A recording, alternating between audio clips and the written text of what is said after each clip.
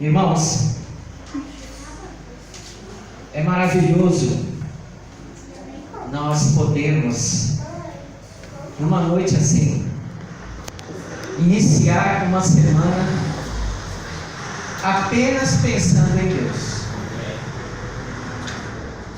Irmãos, eu gostaria que os irmãos compreendessem isso. Chegou a hora de nós nos esquecermos um pouco. Pensamos muito em nós mesmos.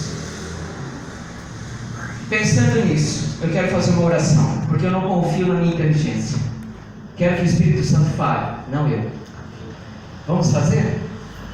Bendito Deus, que a luz do céu brilhe agora, como tem brilhado desde o início dessas reuniões de oração, dessas pregações, porque aqui é a tua casa, tu a profetizaste, e estamos perante a tua face, em nome de Jesus. Amém. Amém. Minha meditação hoje é assustador. Os irmãos sabiam que há uma terrível profecia que virá sobre nós, sobre a humanidade? Ela se acha na primeira carta de João, no capítulo 4.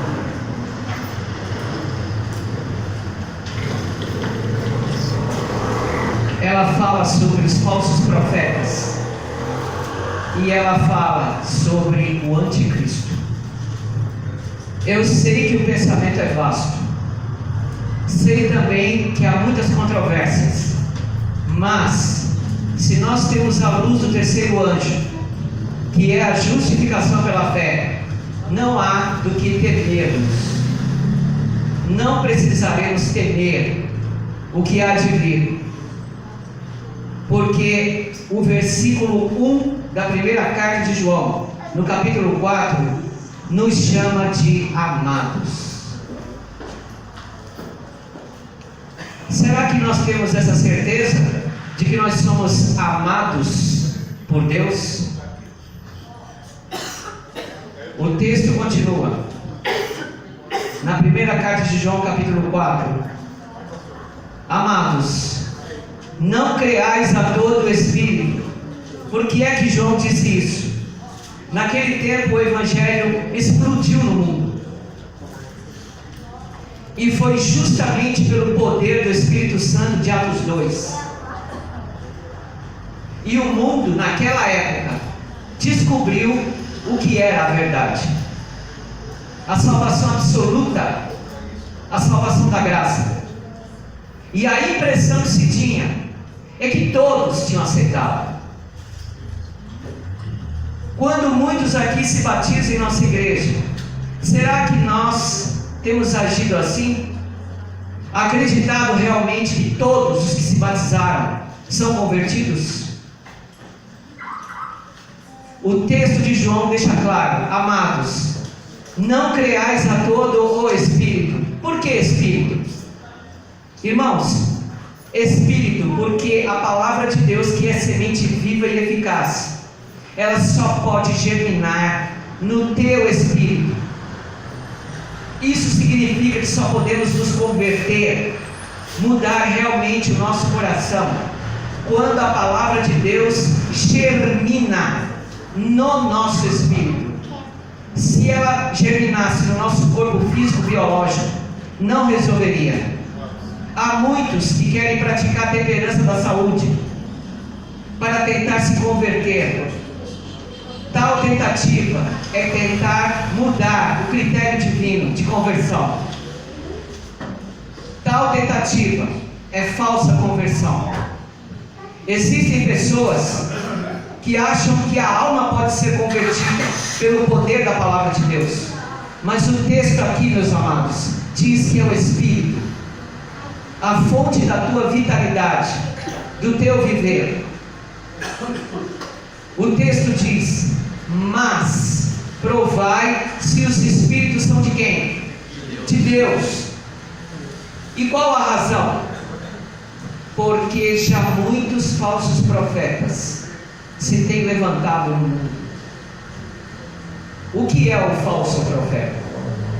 É aquele que prega mentira, Mas não é só esse. É aquele que pode até pregar a verdade, mas não ser convertido em Cristo. E pessoa assim, geralmente é a virgem louca. Tem a característica da religião, tem a profissão do terceiro anjo, tem o adventismo estampado, mas o coração está longe de Deus. Também este pode ser um falso profeta. O texto diz que muitos falsos profetas têm se levantado no mundo. Existe um texto em 2 Coríntios, no capítulo 10, versículo 18, que diz assim: porque não é aprovado quem a si mesmo se louva, mas sim aquele a quem o Senhor Deus o louva. O texto de João, na primeira carta, no capítulo 4, no versículo 1, diz que esses falsos profetas, eles têm se levantado do mundo. A pessoa que tenta se levantar, se destacar, para defender sua forma de viver, para falar de si mesmo, e não falar daquele que morreu por ele, para se preocupar com suas ações, para se achar sempre bom, não quer se envolver com pessoas desonestas, porque acha que pode se contaminar com elas, acha que o pecado vem de fora, não entende que o pecado vem de dentro dela mesma. São falsos profetas. No livro de Provérbios, no capítulo 16, há uma maneira como podemos provar se o Espírito é de Deus ou não. Provérbios capítulo 16, versículo 2. Hoje o mundo está repleto de falsos profetas, e a palavra de Deus nos mostra como o falso profeta pode ser provado. Todos os caminhos do homem são puros aos seus olhos, mas o Senhor pesa o espírito. Como que Deus pode pesar o espírito daquele que acha que tudo é bom? O que é que pode levar Deus a pesar esse espírito? Como que esse espírito é pesado? A resposta está em Salmos no capítulo 63. Perdão, no capítulo 62, versículo 9. Certamente que os homens de classe baixa são vaidade, e os homens de ordem elevada são mentira. Pesados em balanças, eles juntos são mais leves do que a vaidade. Quando isso começou a acontecer? De acordo com a profecia de Daniel 8,14, iniciou-se em 1844. Quando? Quando Jesus passou do lugar santo para o Santíssimo. Cristo saiu do lugar santo, onde ele estava, em testemunho a anjos celestiais, em testemunho ao juiz, que é o próprio Deus, de acordo com Daniel 7, 9, 10, 11, 12, 13. E ali, ele estava presente perante a face do Pai, mostrou para o Pai que ele era perfeito, sacrifício único, garantido para a salvação do homem. E anjos celestiais estudaram profundamente isso. E por que eles estudaram? Porque eles tinham que fazer um relatório de todas as vidas, de cada ser humano, para saber se essas pessoas seriam salvas ou condenadas. E a testificação da salvação estaria na pessoa de Jesus, não nas obras delas, porque nas obras delas estava no livro de memória as boas obras, e no livro de pecados todos os pecados. Em 1844, Cristo foi apresentado no lugar santíssimo, e o Deus vivo maravilhoso iluminou a face dos anjos celestiais, para que eles compreendessem o juízo pleno da investigação de cada alma. E nós, adventistas do sétimo dia, temos essa luz, e ela é irrefutável. Já tentaram refutar lá fora, movimentos se separaram da igreja, conheço vários. Só nos Estados Unidos existem em média uns 200 movimentos contra a igreja adventista. Isso significa que a igreja adventista é a igreja de Deus, simplesmente. Mas lembrem-se, se nós nos orgulharmos por causa disso, seremos pesados e seremos achados em falta.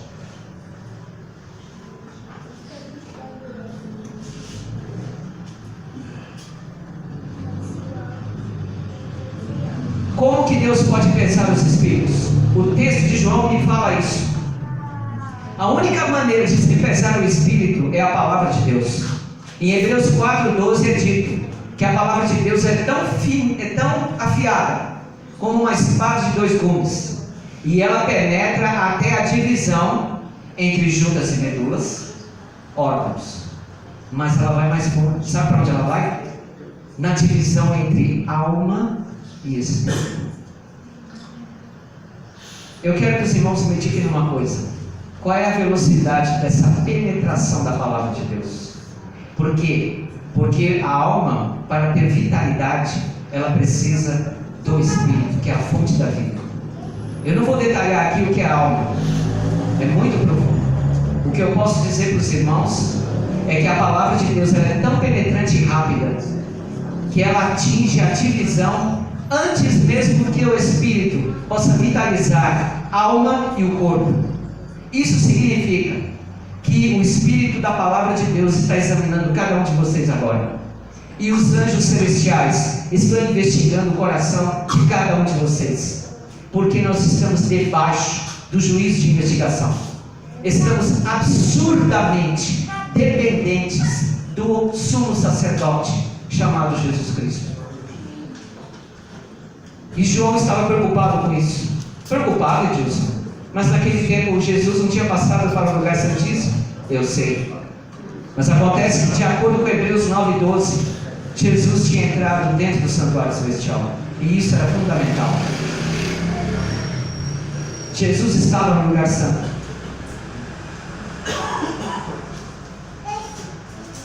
Versículo 2 de 1 João 4: nisto conhecereis o Espírito de Deus. Como que podemos conhecer o Espírito Santo de Deus? Quando é dito assim: todo espírito que confessa que Jesus Cristo veio em carne é de Deus. Alguém pode dizer: ah, isso é fácil. Eu vi uma pessoa da Assembleia de Deus dizer que Jesus veio de carne. Já vi católico dizer que Jesus veio em carne. Irmãos, essas pessoas dizem isso porque não conhecem o Evangelho, não conhecem a justificação pela fé. É importante dizer que Jesus veio em carne? Querem uma prova? Se você acredita que Jesus veio em carne, significa que Jesus é o teu substituto, que você não pode comparecer perante Deus. Querem uma prova? Tudo bem. 1 João 2, capítulo 2, versículo 21 em diante: não vos escrevi porque não soubesseis a verdade, mas porque sabeis, e porque nenhuma mentira vem da verdade. Aprendam isso: a verdade nunca pode ser torcida para a mentira. A verdade, ela é verdade, e ponto final. Se você usar a verdade para pervertê-la e tornar mentira, você não conseguiu fazer isso com a verdade, você conseguiu fazer com você mesmo. Você é que está mentindo. É o teu coração, de acordo com Jeremias 17:9, o mais enganoso que existe.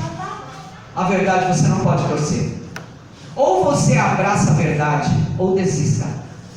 Se você está aqui hoje para decidir na tua vida abraçar a verdade, abrace. Esqueça você mesmo. Esqueça de você. Você não vai resolver o teu problema. Entenda, você não vai resolver o teu problema, porque você não é Cristo. Se você admitir que é Cristo, se você acha-se capaz de resolver os seus problemas, você é um falso Cristo. Você está cumprindo a profecia da palavra de Deus. Você está abreviando a volta de Jesus. Você está confirmando a Bíblia Sagrada. Quem é o mentiroso? Versículo 22. Senão aquele que nega Jesus. É o Cristo? Que Jesus é o Cristo? É o anticristo. Esse mesmo que nega o Pai e o Filho. Ah, irmão, então eu não vou mais negar Jesus. Não é assim. Sabe o que significa negar Jesus? É você ainda achar-se capaz de resolver os seus problemas. É você ainda achar-se que é bom e que vai para o céu mesmo assim. Se você pensa assim dessa maneira, você está negando Jesus. E se for uma metade? Metade eu aceito Jesus, mas em parte eu confio em mim mesmo. Você está negando Jesus. E tem mais. Quantos aqui acreditam que Deus é nosso Pai? Levanta a mão. Eu quero que levantem a mão. Nós somos filhos de Deus apenas porque Jesus é o Filho de Deus no teu lugar. Porque se você for perante Deus assumir uma postura no lugar do Filho de Deus, você é o anticristo. Você não é filho de Deus. Se você vier aqui se batizar na igreja, acreditando de que você pode ser salvo, porque você é bonzinho, você não é cristão, você é o anticristo. Você estará cumprindo a profecia. E se você subir aqui no púlpito e começar a pregar, confiante em você mesmo, você, além de ser um falso Cristo, é também um falso profeta. Os irmãos entendem isso? Irmãos, o falso Cristo não é aquele que está fora de nós. Somos nós mesmos. Uma vez que adiemos abraçar a verdade, uma vez que demos desculpas de reconhecer que aqui é a casa de Deus, que aqui é a igreja de Deus. Eu quero que os irmãos compreendam isso.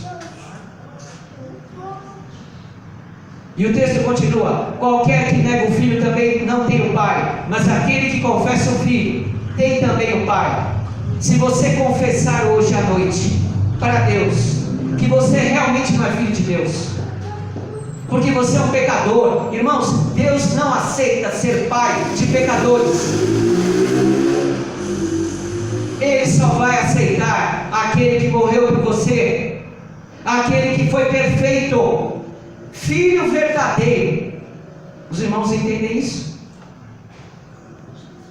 E aonde está o amor, Edilson? Onde está o amor? Ele nos deu o amor. Onde? 1 João.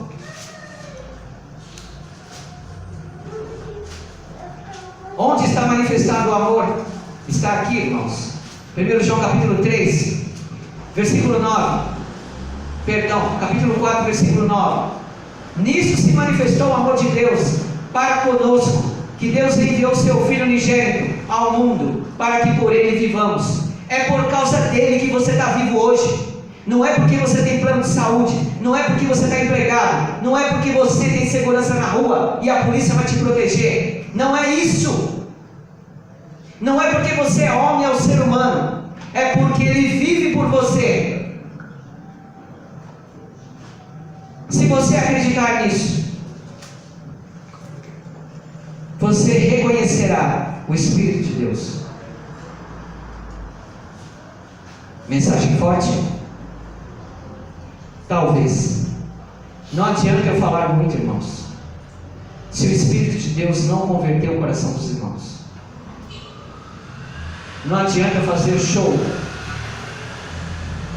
Nós temos que crer sem ver.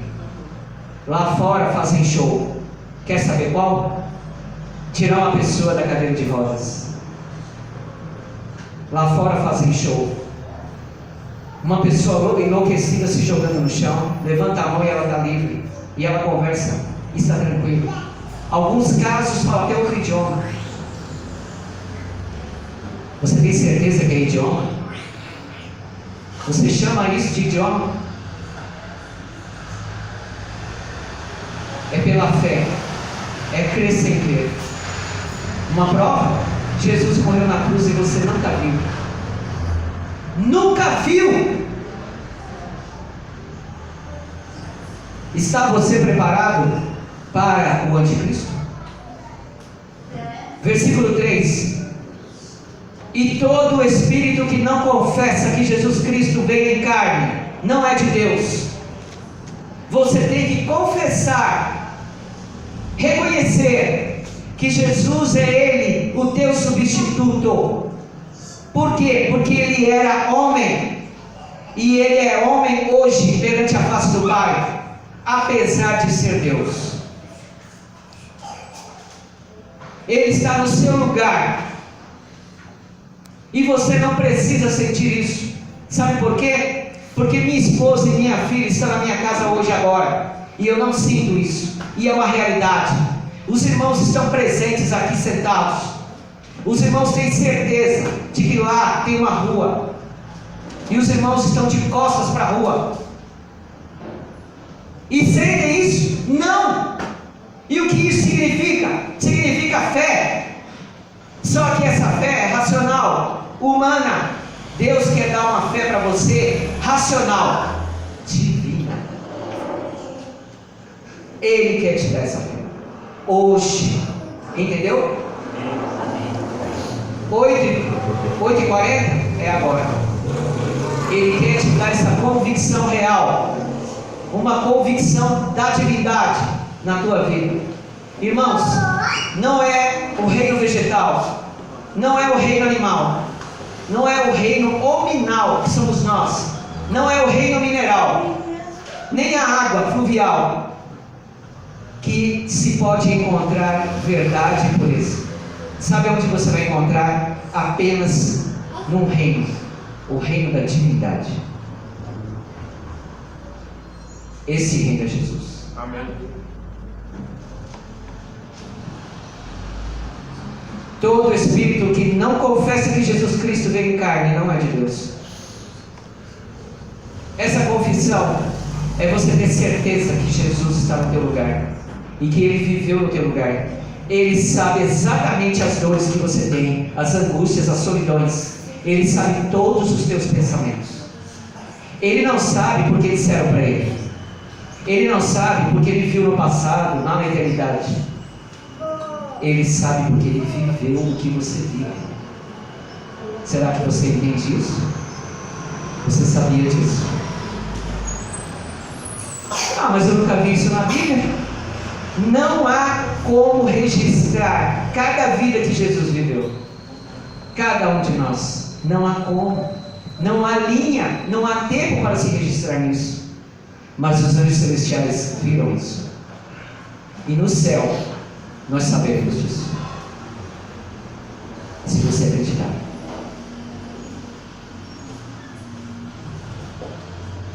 Mas este é o espírito do anticristo, do qual já ouvistes que há de vir, e eis que já agora está no mundo. No tempo que João escreveu essa carta, Roma ainda era poderosa. Se não me engano, no ano 476 ela desabou. Alguns anos para frente, no ano 508, ela planejou estabelecer um novo império. Só que um império que iria abraçar definitivamente e de modo professo, apenas na aparência, a verdade da salvação, da justificação pela fé. Sabe o que Roma fez? Ela transformou a justificação pela fé numa igreja chamada católica, transformou o Evangelho hoje no Vaticano, no imperialismo que está atrás de nós e que toma conta da mídia e que não nos deixa falar o que precisa ser dito, não deixa que a verdade seja manifestada. E há muitos dentre nós que estão adotando o espírito de romanismo, querendo se salvar pelas obras, porque se acham boas, ou então querem trazer o mundo dentro da igreja. Acho que não tem muito problema cometer certos pecados. Aliás, nem pecado é. Será que nós discernimos essas pessoas? E discerni-las, prová-las, não é julgá-las. Não é. Porque nós não sabemos julgar. E não podemos julgar. O julgamento cabe a Deus.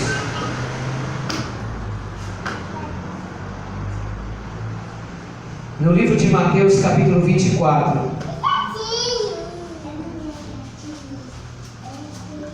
há muito o que falar, mas o tempo é extremamente curto. Mateus 24, 24. Nós lemos isso na lição da escola sabatina. Porque surgirão falsos cristos, plural. Quem são eles? Não são apenas as religiões que nos atacam. São todos aqueles, porque podem estar entre nós, que se acham bons, que acham que são merecedores de receber o Espírito Santo, que acham que são merecedores de ocupar cargos na igreja e de se posicionarem como líderes e estabelecer juízos sem examinar a palavra viva de Deus, sem conhecer o espírito de profecia. Eu conheço líderes em nossa igreja que nem sabem por que o espírito de profecia existe. Eu estou muito triste com isso. E são líderes. Disseram que fizeram 15 dias de oração. Oraram realmente para Deus? A forma da oração existe. A boca, a palavra que sai da boca existe. Mas será que o coração está perto de Deus? Ou está longe dele? Como em Isaías 29, 13. Falsos profetas. A senhora White, no testemunho para ministros, ela é o espírito de profecia. Ela disse que no fim muitos levantariam a tocha da falsa profecia. E o que é essa tocha? É Isaías 50, verso 11. É uma tocha que brilha. Isaías 50, versículo 11. Eis que todos vós acendeis fogo, e vos cingis com faíscas, e andai entre as labaredas de vosso fogo. O que é acender o fogo? É tentar por seus esforços encontrar a luz da verdade na palavra. Então, pega-se duas pedras, Velho Testamento e Novo Testamento, e faz um esforço de bater entre elas, para que saia fogo, para que brilhe, e dê-se a impressão de que estão sendo iluminados pelo Espírito Santo, mas não estão. E vos cingis com faíscas. É possível uma pessoa se vestir de faísca? Só se você se exaltar, aí é possível. Se você se sentir bom, aí é possível. Apenas brilhe. Por isso que muita gente brilha na igreja e de repente desaparece. Some. Ninguém sabe o paradeiro delas. Andai entre as labaredas de vosso fogo. Ao invés de andar no caminho que é Jesus, andam na iluminação do seu próprio conhecimento. A senhora White, no Espírito de Profecia, se não me engano, na página 583 do Grande Conflito, ela diz que você pode transformar uma falsa doutrina, uma falsa teoria, uma falsa profecia, sabe em quê? Na sua mente, uma imagem esculpida. Ela diz isso. Irmãos, eu estou citando o Espírito de Profecia, porque eu quero que os irmãos mergulhem na verdade. O Espírito de Profecia existe, sabe por quê? para ele mostrar para você que a Bíblia é o sol. E o espírito de profecia é a lua. Você consegue olhar para a lua? Sim ou não? Mas consegue olhar para o sol? Você precisa da lua. Você precisa do espírito de profecia. Aquele que quer examinar a Bíblia sem o espírito de profecia é um falso Cristo. E por quê? Porque acha-se capaz de entender o que Deus disse. Será que somos capazes? Será que somos tão assim dotados, tão inteligentes? É o que eu disse para vocês, irmãos. Não confio na minha inteligência. Podem dizer o que quiser. Eu só confio no Evangelho de Jesus. E eu quero que vocês confiem também.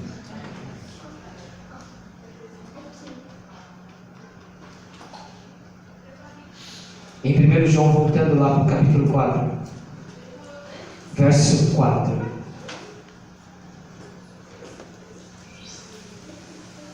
O verso 3 na parte diz: mas esse é o espírito de anticristo, do qual já ouvistes que há de vir e que eis já agora está no mundo. Filhinhos, sois de Deus. Vocês que são visitantes, vocês acreditam que vocês são de Deus?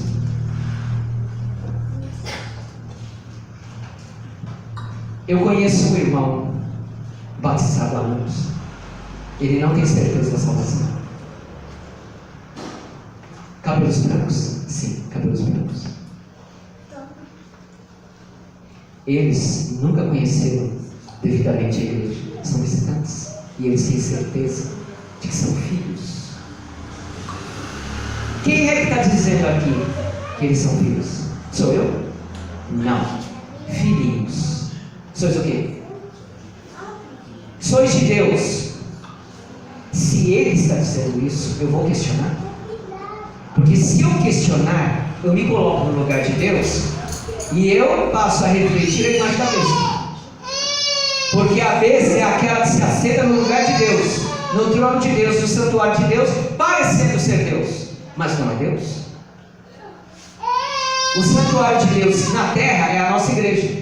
O santuário de Deus no céu é onde Cristo está. Não vamos confundir o céu com a terra. Porque aqui, segundo a carta de João, os anticristos confundem a voz do céu com a voz do mundo. Sois de Deus e já os tendes perdido. É isso? Não. Vencido. Porque maior é o que está em vós do que o que está aonde? E o que é Ele estar em nós? Você sabe o que é? É você acreditar que Ele está em você. Quer uma prova de que Ele está em você? Uma prova científica? Quer? Ela é mãe. Provavelmente é avó. Ela já teve filhos. A mãe, ela teve uma vida dentro dela. Os irmãos sabiam disso? Ou é mistério? Isso significa, da mesma maneira, que dentro de você está Deus vivo. Entendeu isso?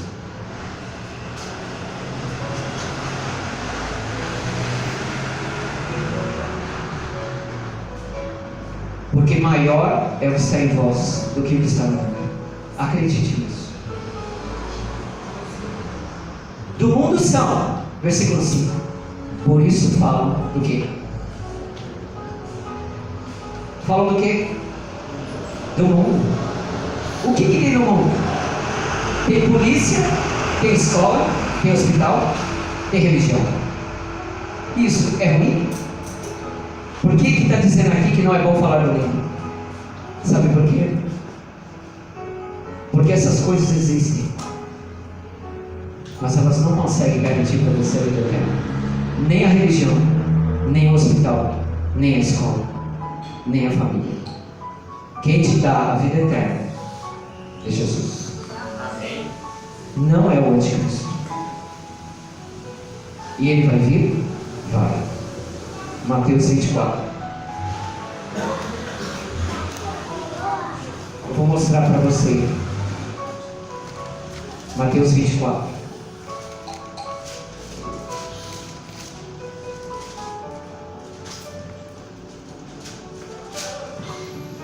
Versículo 26. O versículo 25 ele diz: eis que eu vos tenho predito. O versículo 26 ele diz assim: portanto, é uma conclusão. É uma conclusão. Se vos disser, eis que ele está no deserto, não saiais. Eis que ele está no interior da casa, não acrediteis. Eu não vou explicar esse versículo, porque eu acho que os irmãos entenderam. Se ele estiver onde? No deserto, ou então no interior da casa, em qualquer lugar, não vá até ele, porque Satanás, ele vai se personificar e ele vai se transformar em Jesus. E sabe o que ele vai fazer? A voz dele será melodiosa, só que não a melodia de louvor a Deus, mas uma melodia de louvor a você mesmo, para que você aceite a presença de Satanás, como se ele fosse o Cristo. Quem disse isso? Espírito de profecia. Grande Conflito, página 624. Forte, não é? Pois bem, o Espírito de profecia é muito forte para mim. Não sou eu. Não é a teologia. É o Espírito de profecia. Mas eu quero mostrar uma coisa para vocês aqui. Isso aqui vai acontecer. Isso vai acontecer. Ele estará no interior de alguma casa e ele estará no deserto. Mas eu quero mostrar para vocês uma coisa. Existe algo oculto nesse texto, e é espiritual, não é literal. Porque literal nós já sabemos.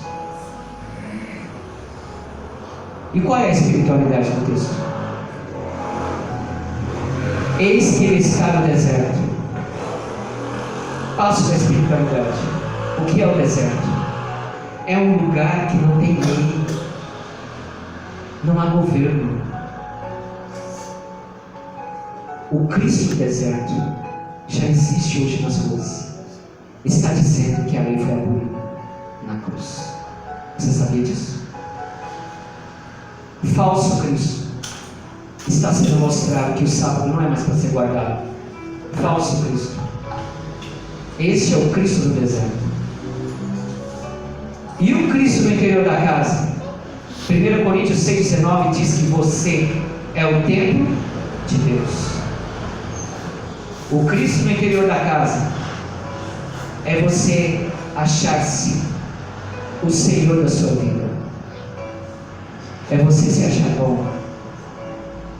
É você imaginar, igual Caim, apresentar ofertas plantadas e colhidas a Deus, fruto do teu trabalho. Já vi pessoas dizerem assim: isso aqui é suor no meu rosto, eu tenho casa, eu tenho tudo. Uma vez eu estava na fila de um mercado, uma senhora atrás de mim disse assim: sabe por que eu tenho certeza da minha salvação? Ela disse para mim: porque eu sou tão boa. Ela disse isso. Eu levei um susto. Só que me contive, eu não olhei para trás, porque se eu olhasse para trás, ela ia ficar envergonhada. Isso me chamou a atenção. Uma pessoa do mundo. Aí eu olhei rapidamente assim por baixo, vi que era uma roupa comum, e vi que ela estava com as unhas pintadas. Uma pessoa do mundo, uma pessoa simples, pobre, não conhece a luz que nós conhecemos. Os irmãos entendem?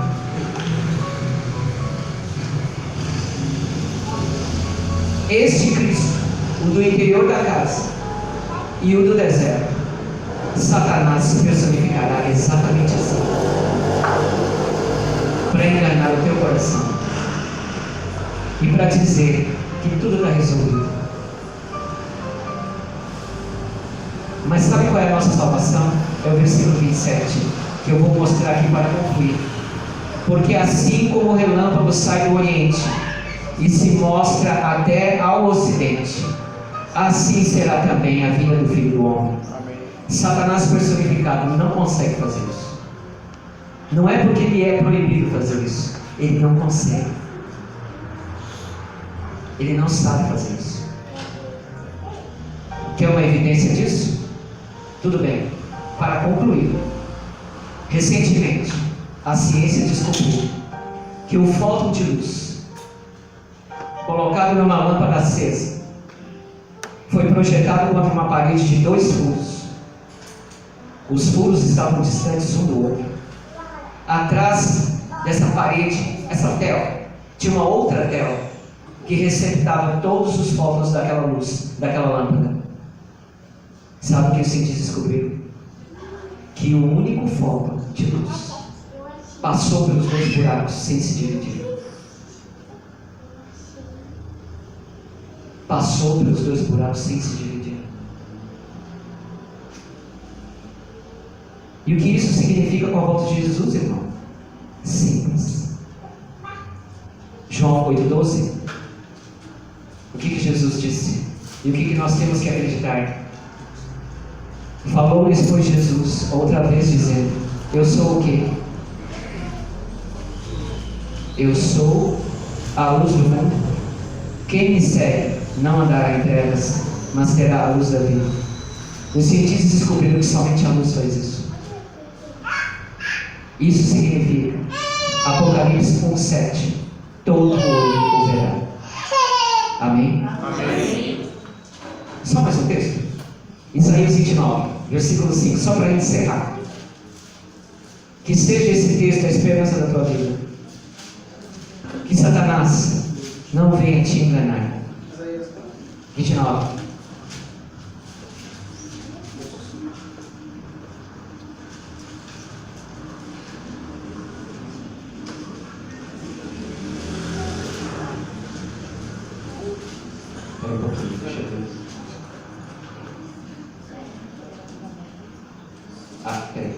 É 25:9.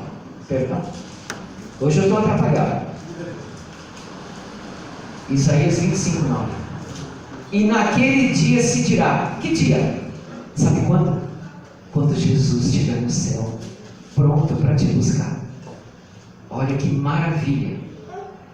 Eis que este é o nosso Deus. O que prova isso? Prova que Jesus é Deus. Quer mostrar para alguém lá fora que não acredita que Jesus é Deus? Mostre o texto. Eis que este é o nosso Deus, a quem aguardávamos, e Ele nos salvará. Este é o Senhor a quem aguardávamos. Na sua salvação gozaremos. E ficaremos tristes? Preocupados? Não. E na sua salvação gozaremos e nos alegraremos. Isso é festa. É essa alegria que devemos ter. Eis que esse é o nosso Deus. Por que é mostrado um demonstrativo aqui? Uma frase demonstrativa. Porque virá um que não é Deus e que irá tentar enganar a humanidade. É por isso. Que Deus abençoe a igreja. Amém. Que Deus abençoe a cada um de vocês. Amém. Na graça de Jesus. Amém. Amém. Prepare-te.